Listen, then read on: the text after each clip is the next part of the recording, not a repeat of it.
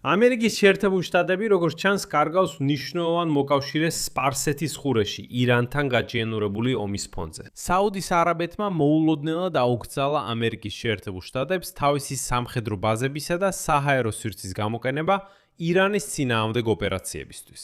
ამან დონალდ ტრამპი აიძულა შეეჩერებინა მის მიერ გამოცხადებული მისია Project Freedom დაწყებიდან 36 საათში. მაშინვე აგიხსნეთ, Project Freedom, ანუ პროექტი თავისუფლება, დონალდ ტრამპმა წარადგინა როგორც ოპერაცია, რომლის მიზანიც იყო გემების უსაფრთხო გადაადგილების უზრუნველყოფა ჰორმუზის სრუტეში, ირანის ბლოკადის ფონზე ამერიკის სამხედრო საზღვაო ძალების დახმარებით. მაგრამ ამავე დროს აღმოჩნდა, რომ აშშ-ს გარეშე გემების გადაადგილებაც სრულიად შესაძლებელია. როგორც აღმოჩნდა, გაერთიანებულმა არაბეთის ემირატებმა ცოტა ხნის წინ საიდუმლოდ მოახერხეს რამდენიმე ნავთობის ტანკერის გადაყვანა ჰორმუზის სრუტის გავლით. მოდით ეს ერთად განვიხილოთ. მე მქვია ალექსეი პეჩი, მოდით ერთად განვიხილოთ ეს. მაგრამ სანამ დავითხებთ, გთხოვთ გამოიწეროთ ეს არხი, დაალაიქოთ ეს გამოშვება და დაწეროთ ნებისმიერი კომენტარი ამ ვიდეოს ქვეშ. ეს ძალიან ეხმარება კონტენტის პოპულარიზაციას YouTube-ზე და ამისთვის მადლიერი ვიქნები. მოდით დავითხოვთ ეს გამოშვება სასწრაფო სიახლით, რომელსაც ავრცელებს NBC News ორ ამერიკელ ოფიციალურ პირზე დაყრდნობით. საუდის არაბეთი. არაბეთმა აუკრძალა შეერთებულ შტატებს თავისი სამხედრო ბაზებისა და თუნდაც საჰაერო სივრცის გამოყენება ირანის წინააღმდეგ ოპერაციისთვის. და ეს მოხდა 5 მაისს.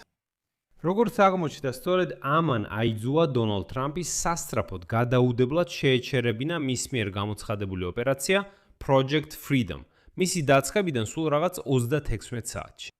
Project Freedom დონალდ ტრამპმა წარადგინა როგორც ოპერაცია, რომლის ფარგლებშიც ამერიკელი სამხედროები გააცილებდნენ სავაჭრო გემებსა და ტანკერებს ჰორმუზის სრუტეში, რათა დაიცვან ისინი ირანისგან.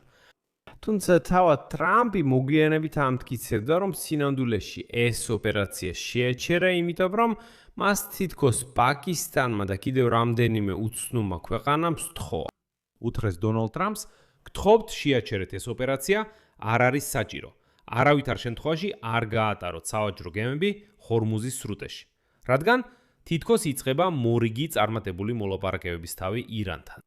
და აი NBC News-ის ინფორმაციით, ტრამპმა მოულოდნელად გამოაცხადა პროექტ თავისუფლების დაწყება კვირას დღისით სოციალურ ქსელებში. ვითაც მოულოდნელად დააბნია აშშ-ის მოკავშირეები სპარსეთის ყურეში და უკვე აშკარა გაღიზიანება გამოიწვია საუდის არაბეთში.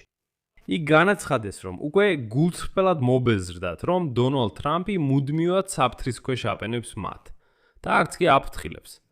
აღარაფერს ვამბობთ იმაზე, რომ ის მოკავშირეებს საერთოდ არ ეკითხება აზრს. მან უბრალოდ გადაწყვიტა, რომ ჩაატარებდა ოპერაციას და საერთოდ არ აინტერესებდა მოკავშირეები. შედეგად ერ-რიადმა მოთმინება დაკარგა და პირდაპირ აცნობა ვაშინგტონს, რომ არ მისცემს ამერიკელ სამხედროებს უფლებას გამოიყენონ პრინც სულთანის ავიაბაზა ერ-რიადის სამხრეთ აღმოსავლეთით, ასევე საუდის საჰაერო სივრცე. თითქოს გინდათ ოპერაციის ჩატარება? დიახ, თქო ჩაატარეთ, მაგრამ მაშინ ჩვენს გარეშე. საკმარისია მორჩა ამთამაშებს. სხვა შორის იუთხებოდნენ, რომ თვით ისრაელმაც კი არ იცოდა ტრამპის ოპერაციის ჩატარების გეგმების შესახებ და მით უმეტეს იმის შესახებ, რომ აშშ-ში თურმე ირანთან აწარმოებდა მოლაპარაკებებს, ომის მხოლოდ ფორმალურად დასრულების თაობაზე. ამაზე დეტალურად ვისაუბრეთ წინა გამოშვებაში. რატომ ვამბობ ფორმალურს? რატომ ვამბობ, რომ ეს მხოლოდ დროებითი შეთანხმება, რათა ცოტა შეარბილონ სიტუაცია. ამ ყველაფერზე დეტალურად ვისაუბრეთ წინა გამოშვებაში ამ YouTube არხზე, ასე რომ თუ არ დინახავთ, გადადით და აუცილებლად ნახეთ. და აი როგორც NBC-ს თანამოსაუბრეები ამტკიცებენ, დონალდ ტრამპსა და მუჰამედ ბენ სალმან მემკვიდრე პრინცს შორის სატელეფონო საუბარმა საკითხის მოგვარებაში ვერ დაეხმარა. ბენ სალმანო თქვა, რომ არა, ჩვენი საჰაერო სივრცე და ჩვენი ბაზები თქვენ აღარ გამოიყენებთ. შედეგად აშშ-ს პრეზიდენტს პროექტ თავისუფლების შეჩერება მოუხდა. აშშ-ს სხვა ახლო მოკავშირეებიც რეგიონში წინასწარ მზად არ იყვნენ ამ ოპერაციისთვის. კატარის ხელმძღვანელობასთან ტრამპმა უკვე მისიის დაწყების შემდეგ დაამყარა კავშირი და უბრალოდ ფაქტის წინაშე დააყენა ისინი. NBC-ს წყარო ახლო აღმოსავლეთის დიპლომატებს შორის ასევე განაცხადა, რომ აშშ-მა ეს პროექტი Freedom-ი ომანთან არ შეათანახმა.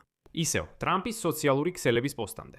თეთრ სαφში განაცხადეს, რომ ციტატა რეგიონალური მოკავშირეები რეალურად წინასწარ იყვნენ ინფორმირებულნი.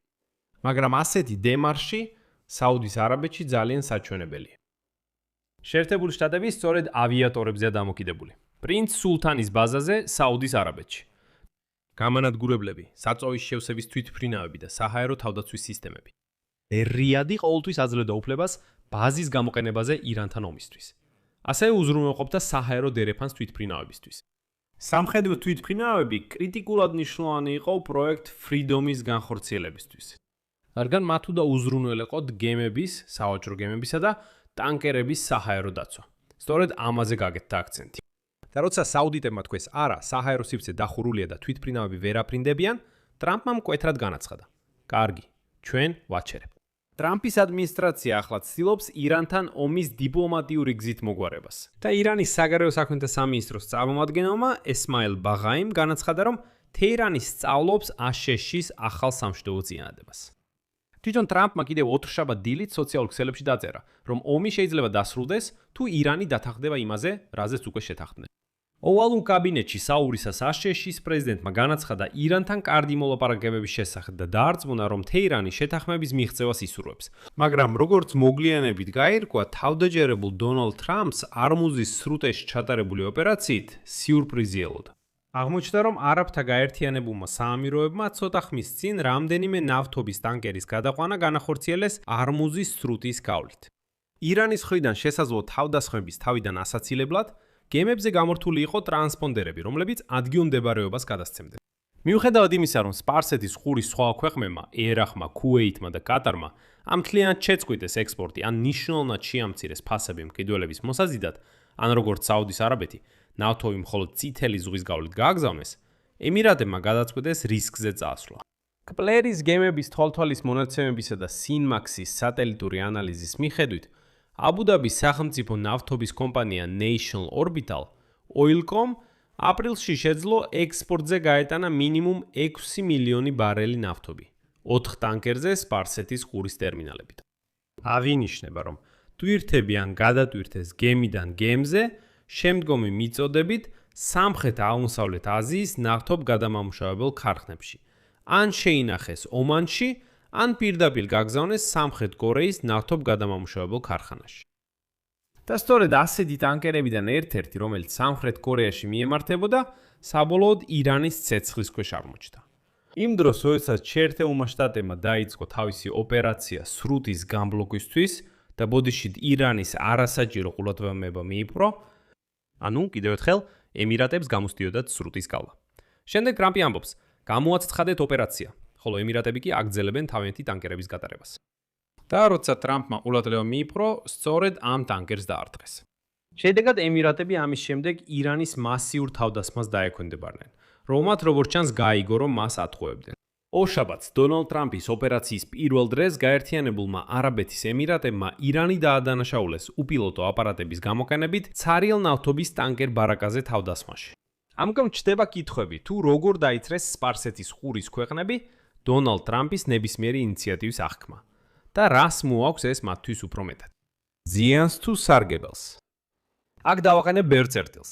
თქვენი აზრი და დასკვნები დაწერეთ კომენტარებში ამ გამოშვების ქვეშ.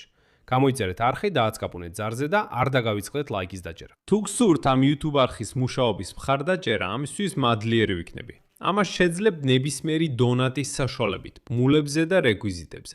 ამ ვიდეოს აღწერაში აირჩიეთ თქვენთვის მოსახერხებელი ფორმატი. მადლობელი ვიქნები თქვენი მხარდაჭერისთვის. ან დაასკანერეთ QR კოდი თქვენს ეკრანზე. ეს არის ამ არხის მუშაობის მხარდაჭერის ყველაზე მარტივი გზა.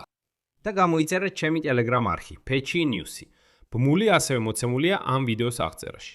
ეს ყველაფერი იყო. იზუნეთ საკუთარ თავზე, ყველას მშვიდობით. სუბტიტრები